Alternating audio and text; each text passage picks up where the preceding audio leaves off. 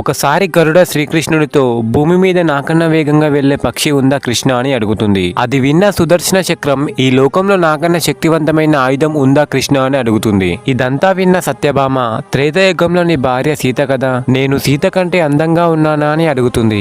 వీళ్ళ మాటలు విన్న కృష్ణుడు ఎలాగైనా వీళ్ళ అహంకారాన్ని తొలగించాలని గరుడుతో ఒక ప్రదేశం గురించి చెప్పి అక్కడ ఒకతనుంటాడు, సీతారాములు తన కోసం ద్వారకాలో ఎదురు చూస్తున్నారని చెప్పమని చెప్పి సుదర్శన చక్రాన్ని ద్వారం లోపలికి ఎవరొచ్చినా పంపద్దని చెప్తాడు. సత్యభామతో సీతాదేవిలా తయారవమని చెప్తాడు. కృష్ణుడు చెప్పిన ప్రదేశంలో హనుమంతుడు ఉంటాడు. సీతారాములు నీ కోసం ద్వారకాలో ఎదురు చూస్తున్నారని గరుడ చెప్తుంది. అది విన్న హనుమంతుడు గరుక్మంతుని కంటే 1000 రెట్లు అధిక వేగంతో రాముడిలా ఉన్న శ్రీకృష్ణుడి దగ్గర వాలిపోతాడు. ద్వారం దగ్గర నిన్నెవ్వరూ ఆపలేదా హనుమ అని శ్రీకృష్ణుడు అడగ్గా, ఒక చక్రం ఆపింది స్వామి, దాంతో యుద్ధం చేస్తే మిమ్మల్ని కలవడానికి లేట్ అవుతుంది అని ఆ చక్రాన్ని మింగేశాను. సత్యభామను చూసి, ఈ చెలికత్త ఎవరు స్వామి, సీతమ్మ ఎక్కడా